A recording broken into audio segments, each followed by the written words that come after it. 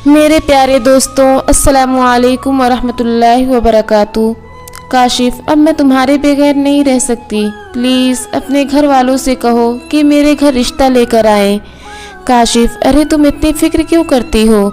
चलो कोई और बात करते हैं ना। ऐसा करो, तुम अपनी कोई प्यारी सी तस्वीर बनाकर भेजो।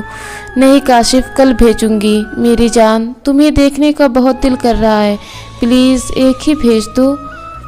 अच्छा भेज रही हूँ, लेकिन देखकर डिलीट कर देना। फिर काशिफ कहने लगा, थोड़ी सी प्यार भरी बातें वीडियो में रिकॉर्ड करके भेजो ना जान। अब औरत ज़ात प्यार की तो भूखी होती ही है। कोई थोड़ा सा प्यार से बात कर ले तो औरत उसके प्यार में बिल्कुल पागल हो जाती है। सिद्रा ने वीडियो बनाई और भेज दी। कुछ दिन बाद सिद्रा ने फिर से शादी की बात की तो पहले काशिफ टाल मटोल करने लगा। सिद्रा ने कहा, अपने घर वालों से बात करके तो देखो। काशिफ रो कर कहने लगा कि मेरी कोई घर में बात ही नहीं मानता, अब तुम ही बताओ मैं क्या करूं। वो आंसू बहाते हुए कहने लगी, काशिफ मैं तुम्हारे बगैर मर जाऊंगी। वो चुप कराने लगा, नहीं तुम तो मेरी जान हो, प्लीज़ ऐसे तो ना कहा करो, मैं भी नहीं रह सकता तुम्हारे बिना।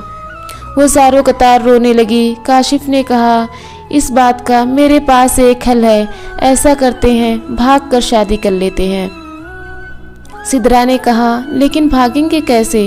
हम कहाँ रहेंगे, खाएंगे कहाँ से? अरे कितनी पागल हो मेरी जान, तुम्हारी माँ का जो जेवर पड़ा है वो कब काम आएगा? सिद्रा तैयार हो गई। हाँ, जो मेरी माँ ने जमा पूंजी संभालने को दी है मैं ले आऊँगी। सुबह हुई तो सिद्रा कॉलेज के बैग में सब भागने का सामान लेकर निकली। माँ ने कहा, बेटी कुछ खा कर जाओ। नहीं माँ, मुझे भूख नहीं है, आकर खा लूँगी। माँ को घर में सुकून नहीं मिला कि मेरी बच्ची भूखी ही चली गई है, तो टिफ़िन में खाना रखती है और कॉलेज की तरफ चल देती है। कॉलेज में जाकर माँ को पता चलता है कि मेरी बेटी तो आज कॉलेज ही नहीं आई। माँ बहुत परेशान होती है और यहाँ काशिफ उसको एक झोपड़ी नुमा घर में लेकर आ गया और कहने लगा, तुम कहती थी ना कि मैं तुम्हारे बगैर नहीं रह सकती, अब यहाँ पड़ी रहो। ये मेरी मफलूज माँ है और ये मेरी बाइज्जत बीवी है और ये मेरे 2 बच्चे हैं। मेरी बीवी को नौकरानी की ज़रूरत थी, अब वो तुम्हारी सूरत में मुझे मिल गई।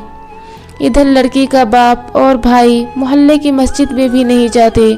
कुछ दिन गुजरे तो सिद्रा गिड़गिड़ाती और कहती, मुझे एक बार भेज दो मेरे घर।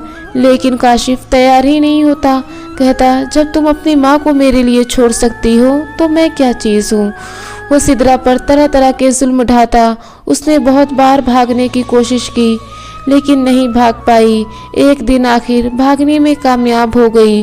जब घर आई तो क्या देखती है, घर ताला लगा हुआ है। मोहल्ले के लोगों से पूछने पर पता चला कि उसकी माँ उसके गम में पागल हो गई है। उसके भाई बाप ने अपनी जान दे दी।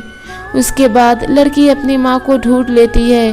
देखती है तो उसकी माँ ने रोटी को अपनी चादर में बांध के रखा होता है, लेकिन अफसोस उसकी माँ के जिस्म में जान नहीं होती। मेरी बहनों, अगर हमारे भाई बाप ने हमें कॉलेज जाने की इजाज़त दी है और हमें मोबाइल की इजाज़त दी है तो हमें चाहिए कि हम उनकी इज़्ज़त रुस्वा न करें। खुदा हाफिज़। मिलती हूँ एक नई स्टोरी के साथ।